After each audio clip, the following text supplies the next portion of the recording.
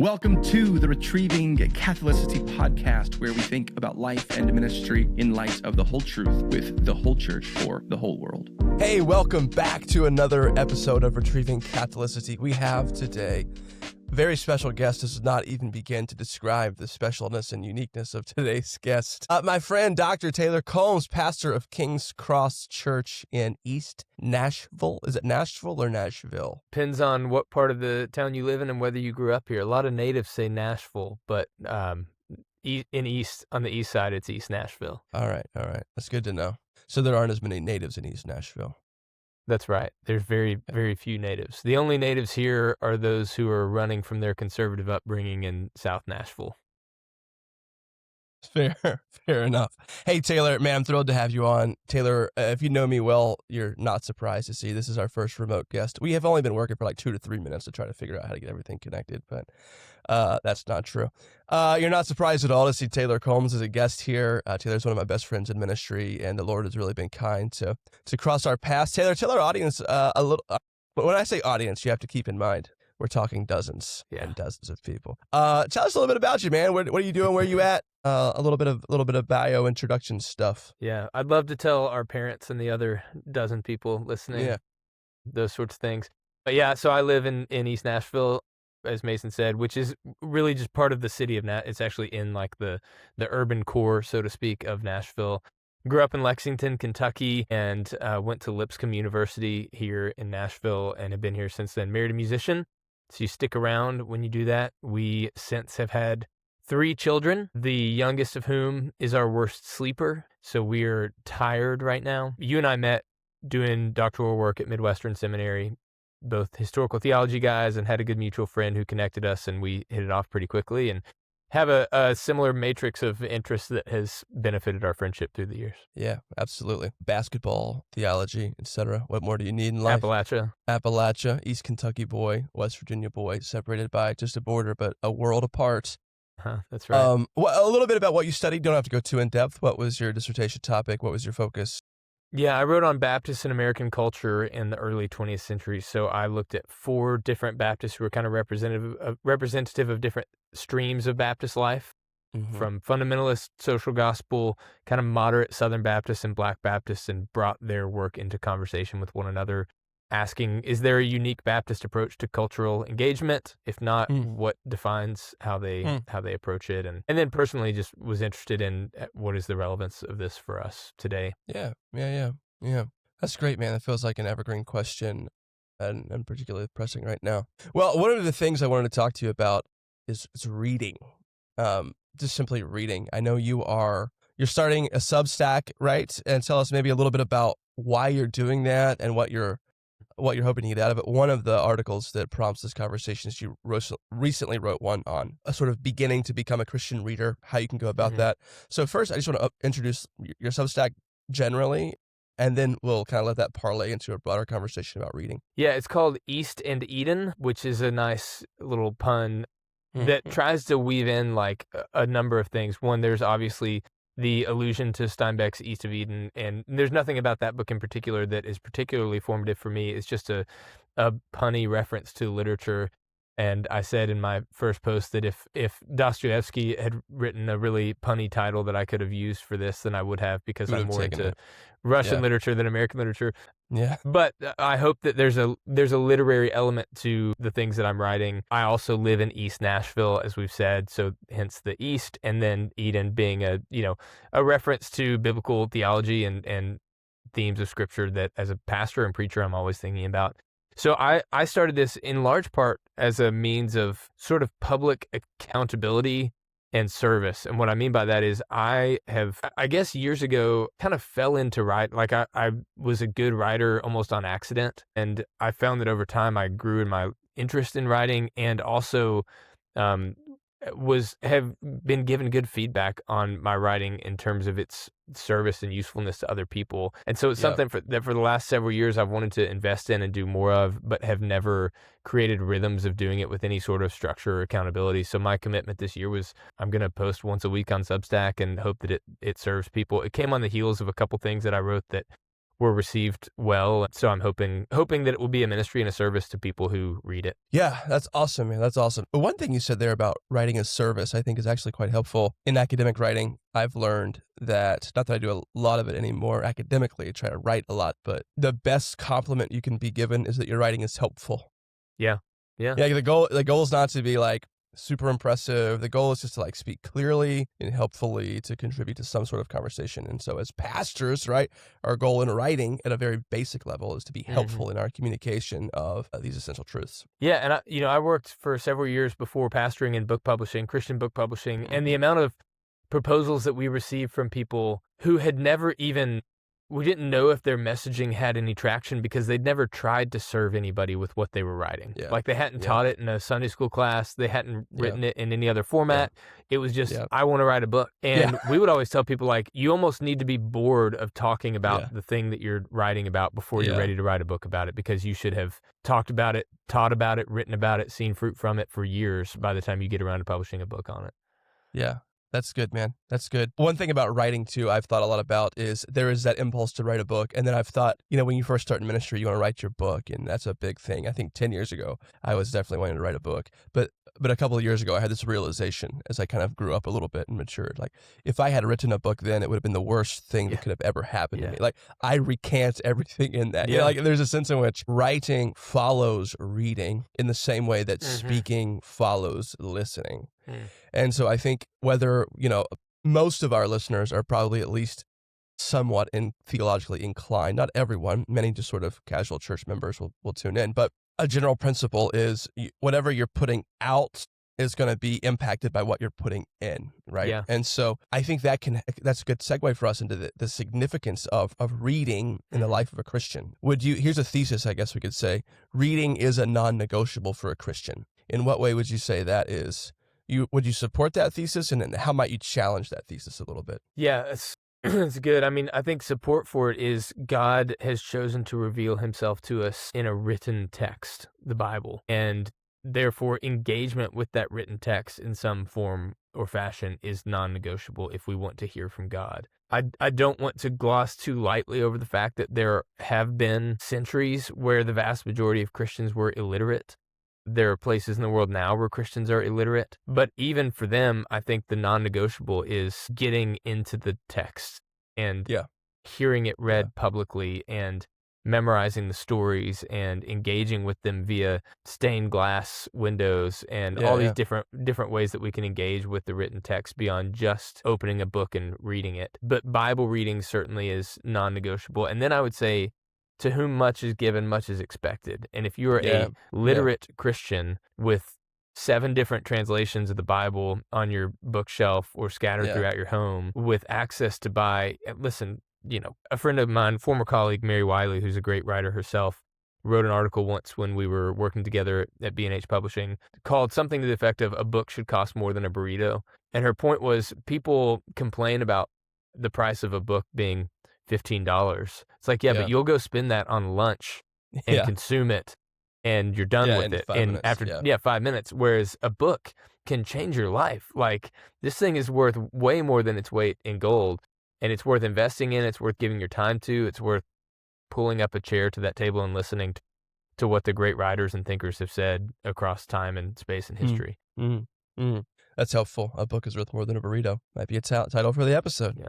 Shout out Mary Wiley. Shout out Mary Wiley. Okay, that's good. So pastorally then, what role do you think we have in helping people live into that reality? Well, I'm curious what your thoughts on this too are, because I find in myself this tension between I want to make use of illustrative material for preaching that engages people. I want to also use that as an encouragement for people to get into books themselves, and not just Christian living books, not just theology, but fiction.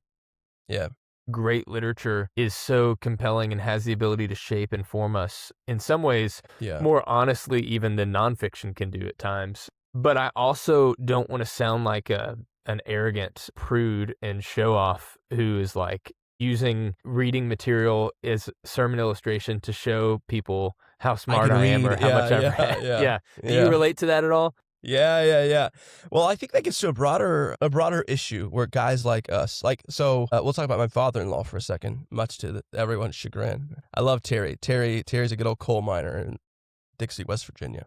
When a guy like Terry comes to faith and wants to grow in their faith, do they need to read Dostoevsky? Yeah. Right. Even my dad, I'll use my dad as a better example. One of the reasons I was going to use my father-in-law is because he's brilliant at like fixing things and doing things with it, like mechanically inclined and in ways that like make me feel like a complete moron, like so stupid. Like the most basic things he'll ask me and I'll just kind of look at him and he'll know I have no idea what I'm talking about, but he doesn't want to. Some days he'll go after me, but usually he wants to be nice. But my dad used to say like he would pride himself on having graduated college without reading a single book. And yes, he did go to WVU, but we're not going to like talk Don't need to about double click right? on that. Yeah, we don't need to like go fight about that. I think there's a challenge and an encouragement to someone like my dad then, right? Mm-hmm. The encouragement is you don't have to be like your son to read books. Yeah. And we're not trying to make everyone our aesthetic. Yeah. Or our vibe or our thing. And I do think sometimes we can sound like just another subculture trying to assert our subcultural superiority. Oh, we're the thoughtful ones. We're the contemplative ones. We're the ones who have true knowledge almost, and in the worst possible way. So we don't want to take somebody who is like God has hardwired a certain way and then say you need to be more like us in the wrong ways. Yeah. But what we do need to do is help that person be thoughtful about God's world and their place in it, because we're called to be thoughtful about who God is. And I think at a very basic level, reading now is maybe more countercultural than ever because it slows our brain, slows us down and makes us think, and we're so distracted. So I think with somebody like that, maybe you show like, hey, there's immense value in just like reading this thing and maybe picking the correct text. I do think pastorally it can start with the Bible, and then your reading skills can be sharpened in other ways. And so I do spaces like this where we can do a little deep dive on the importance of reading and the value of reading and things like that are super helpful. It can be maybe next steps for some people who would say, I'm not readers. That's why I like the post that you just made on your Substack about like, hey, here's books that aren't like insanely big or insanely difficult that are really substantial. Not because you can't handle big, just because like you're probably not, like I'm getting back to the gym and I've just been walking for like 40 minutes, right? Well, one day I'll be running for 40 minutes, but if I went in there to run for 40 minutes, I won't go back the next, you know what I mean? So it's not that I'm physically incapable and think of myself in some really negative way. We have to be careful not to do that with other people, if that makes sense. So yeah, we don't need to fix their aesthetic or vibe or make them readers when like God has wired them to be tinkerers or builders or whatever, but we do want to encourage thoughtfulness. That's kind of a long way of answering the question, but I think that's the way I'd approach it. I think you're right. And I also think like, I would imagine that you'd be much more inclined to run if the running involved 5 or 9 other guys and a basketball. And that's what I want people to see is like, there's, you've got to, if you don't enjoy reading, it's probably because you haven't read the right books yet.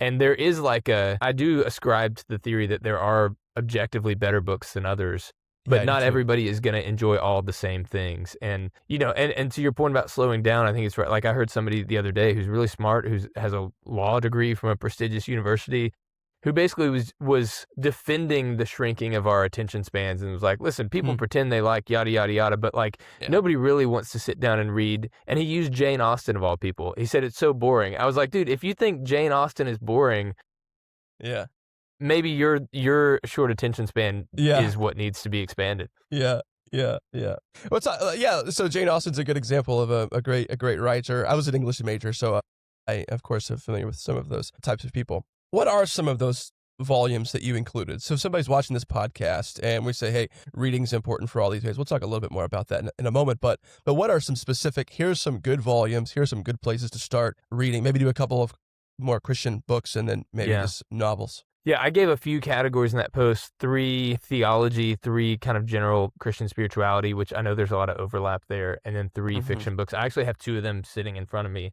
Yeah, great. And this is good for illustration because of how short they are. One for theology is On the Incarnation by St. Athanasius. This is a 1,600-year-old text, and yet we require it we have like a theology reading group at our church for the introductory course we require that for reading every year. And without great. fail, every year the group has collectively said this was our favorite book. Our favorite one. Yeah. The book itself is 110 pages, but 50 of that is introductory material, so 60 pages. If you buy this edition, the foreword by C.S. Lewis is worth its weight. Yeah, so good. It's worth the price of the book. The second one that I love is Thomas Chalmers' The Expulsive Power of a New Affection. If you want, and this has a little foreword by John Piper, it's the Crossway Short Classics. This was a sermon that was turned into this little booklet. And it's this beautiful picture of how we change, which has been formative for an entire philosophy of ministry for us, really. The thesis is that the heart abhors a vacuum, and you can't get somebody to change by telling them stop loving all of your sinful patterns. You have to give them something better to love.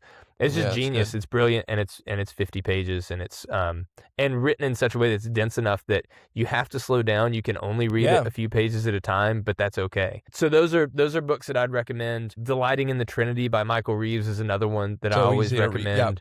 Yep. It's, I mean, you hear it's a book on the Trinity, and you think that's going to be inaccessible. Yeah, I can't do that. Yeah. Right. And not only is it accessible, but it's really enjoyable. It's really well written and really educational and devotional and moving. In the fictional category, I included The Lion, the Witch, and the Wardrobe by C.S. Lewis. Lewis himself said that any book worth reading as a child is also worth reading, and often much more so as an adult. And as I've been reading the Narnia series to my oldest daughter, I've found that to be true, that there are just times where it's like, Daddy, why are you crying all of a sudden? Yeah. It's like, nothing, honey, I'm fine. Nothing, babe. Yeah. And then I included The Road by Cormac McCarthy, he's a decidedly unchristian author, you might say. And yet I read that book when we were first starting to try and have children. And I would say that there's been nothing outside of the Bible that has been more formative on my approach to and vision for parenting and fatherhood than that book. Wow. It's a few hundred pages. It's dark. It's heavy, but it's gripping, and it's just, if you quickly. allow yourself to get it does. And if you allow yourself to get into the story and take responsibility as a reader, I think it's really, really powerfully shaping. Yeah. What are yours, That's Mason? good. What are 2 or 3 books that you like? Are there books that Resurrection Church just hands out like candy? Yeah. A couple, this is so mainstream evangelicalism, right? But when Dane Ortland's Gentle and Lowly came out, it had the feel of something that was written by a Puritan a long time ago. And it had a sort of timelessness to it. So we handed those out like crazy. We give out like spiritual disciplines for the Christian life just as books that are like immediately edifying to folks that will engage with them and read them. We've taken cohorts through like Jared Wilson, who's friend of ours, a professor at Midwestern. He an author, prolific writer, ministry philosophy stuff. He's extremely just conversational, but he's very theological at the same time. And so I think that people who want a pretty straightforward, gospel-centered approach to ministry have been helpful with him. I did get on a Marilyn Robinson kick, Gilead, and I said I was going to make all aspiring pastors read Gilead. I have not like formally asked other people to read that in a class or anything like that. But that is certainly one. A Gentleman in Moscow, I quote all the time. There's I love that book. A line in that book, and I've used this in so many conversations with people about how, like, our culture that has a negative opinion of children, right? That kids are a drain or they are whatever. And there's a quote in that book from the protagonist where he's like, I used to have everything. Right. I had a carriage waiting to take me from one party to the next. And it was this Russian aristocrat, I had all this power and influence and freedom, and I had all these things. And then he talks about these inconveniences. This kid has kind of come into his care at this hotel, and he's like raising this kid, right? And at the end of this quote, he basically says something along the lines of, and I have found that it's the inconveniences that have mattered to me the most, right? Like these things that this relationship this relationship he's building with this child is becoming better than anything else he had. And I do think good literature has that capacity. I mentioned the treadmill a second ago. I've been walking and I've been reading on my Kindle just Harry Potter again. Just reading the first book, started out about halfway through it now. And I've just been struck by like how clear of a writer J.K. Rowling is, and how good the story is at just a basic level. Yeah. And I'm just enjoying that while I walk, I'm currently trying to do something that you would appreciate. My goal this year is not to read like X amount of books. I do want to mention book lists before we hop off and see what your thoughts about, December being the month where everyone shows off how many books they've read. My goal, instead of reading a bunch of books, I want to finish The Brothers K by Dostoevsky. Yeah. I've not done it. I've never done it. and I'm maybe 50, 60 pages in right now. And I So want to read 600, Confessions. 700 pages to go. Yeah, You just do it. half. Yeah, right there. And I want to read Confessions by Augustine and just kind of go deep in those two books. Like read Confessions slowly and like really read it and read that. And I will read other books because of my job. Obviously, I will engage with other ideas and texts. But like if I can just read those two books at the end of the year, I will consider this year a reading success for me. And that's kind of the thing I've set before me. So, and Brothers K is obviously timeless in its own way, but it is something that you have championed so much. I'm like, all right, if he can do this, I'm going to commit to it and trust the payoff. So we'll see if I can do it. There's something in reading to depth over distance. And I remember hearing Ray Ortlund say one time, read the whole Bible, read the Bible in a year, every year if you can. But pick a couple books that you live in for your whole life. Mm-hmm. And I've tried to apply that not just to scripture, but to authors. So for me, it is Dostoevsky, Augustine, and C.S. Lewis that I just want to live in and return to. And if I can read I don't think anybody can read everything that Augustine wrote. But if I can read all the main texts that those guys wrote and read them over and over, I've found that 4 reads into Crime and Punishment, 2 reads into Brothers, like I've gotten so much more every time that I've engaged with those stories and want to continue reading them. Confessions I've read 2 or 3 times in different translations. Mere Christianity I had to get a new copy of last year because the first time I read it, 10% of it was left not underlined. Yeah. And so there's something to just going back with those old conversation partners and letting them work on you. And some of that's personality. Like I think that's the way I am with friendships in general too. Like I would rather go deep with a few than shallow with many. But I agree with that on reading lists. And maybe this is just a massive cope because because we don't have a big reading list. Yeah. Not anymore. Yeah. I mean, I used to, be above that like 52 per year mark every year, especially in school. But I think I finished 25, 26 books this year. And for some people that'd be a lot. And that's great. As pastors, like I do get to read on the clock. That's part of my work. But it felt like, oh man, there were so many more books I wanted to read this year. And just embracing your limitations and being content with like, I may not read a ton, but I am going to read really well is a better goal, I think. Yeah. Well, let's land the plane there on reading well then. This will be maybe the last thing we talk about. And I'm thankful for your time. What does reading well look like? So we're imagining we're a normie Christian. I use that term positively. I don't use it negatively. I think we need more normie Christians, more normie pastors, more normie churches, right? A normal Christian is saying, hey, like I read a book once or twice. I've read some books, what are like practical habits? Should they pick a time? Should they get a Kindle? I mean, like very practically, like what are things that they should begin to do?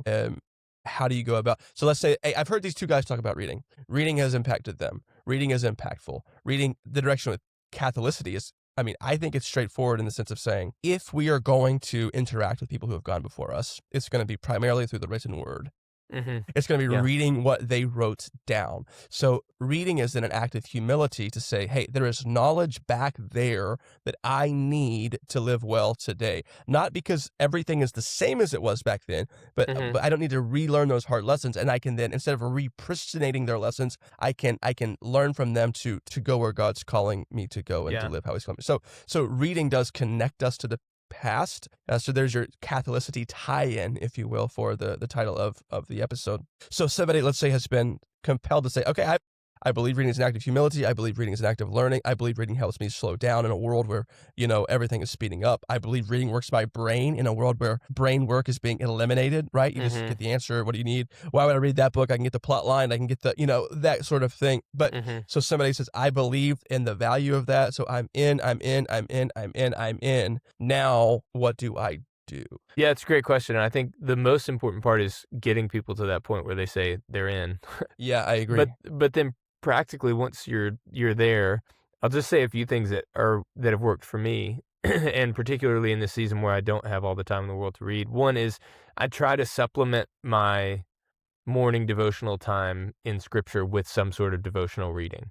And that for me normally goes one of 2 places. These popular patristic books or Puritan paperbacks. Those are the 2 directions that I often go, and I know that I can open up Jeremiah Burroughs or Irenaeus, and maybe for a person who's newer, maybe that is Gentle and Lowly. Maybe it's a book that we give away a ton here. We give away The Freedom of Self-Forgetfulness and Counterfeit Gods by Tim Keller. Maybe it's something like that. Maybe it's John Piper or somebody else who you open up and you're going to read 3 pages of that before you open your Bible. For me, it's before, because it almost tunes my heart as it were, to get into the text and prepares me. So that's when I would say, if you have 30 minutes of quiet time in the morning, devotional time, spend 7 to 10 minutes of it reading a devotional text or a theological text that is devotional.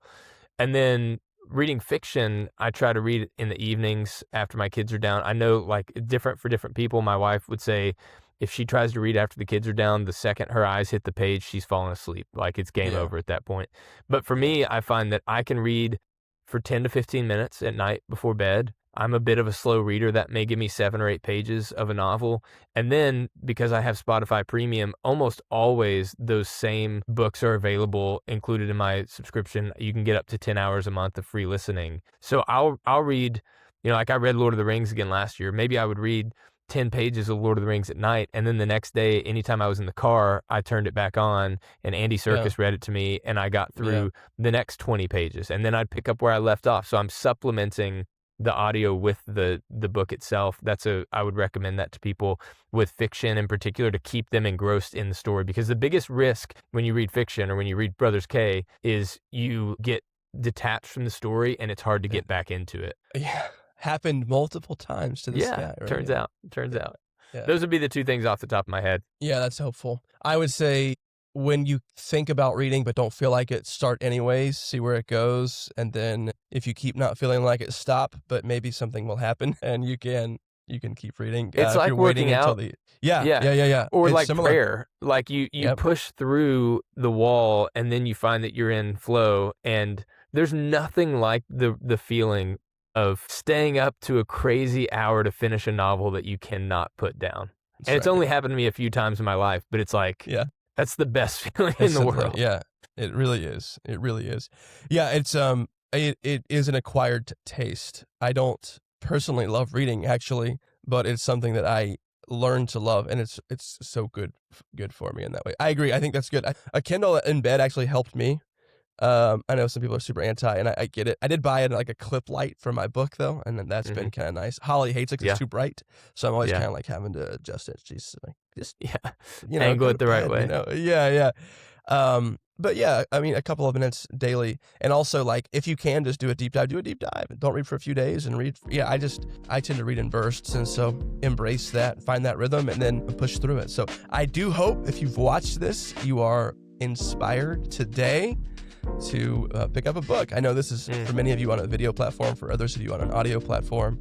It's a little bit lower energy. You're just kind of consuming this while you're going about something else. And there's value in that. But what we want to do is we want to redeem this lower energy activity and push you to something that's way better than listening to us talk about reading, which is reading a good book yourself. And so I do hope, listener, viewer, whatever you are of Retrieving Catholicity, that you will take one of these books that we've read, maybe go ask your pastor, hey, I would like to get reading. What is a good book that I could read? A theology book, a non-theology book. Avoid, maybe, do you want to say this? Is it you or Ronnie who has the rants about the colorful books? Like the covers? Yeah, like you walk into the bookstore and you see colors before. everywhere, and you just say, I can't. It's a bunch of crap. Avoid, not all books are the same, and so we could go further and further. I would just say, find trusted people, find some good books, and start reading. And the best book, maybe, this isn't totally true, but it's the one that you read, right? So just start reading, and let's see where it takes you. Taylor, bro, thank you for hopping on this podcast today. You bet, man. Thank you. Yes, sir. Like, subscribe, rate, review, tell a friend, etc., etc. Thank you for joining us on today's episode.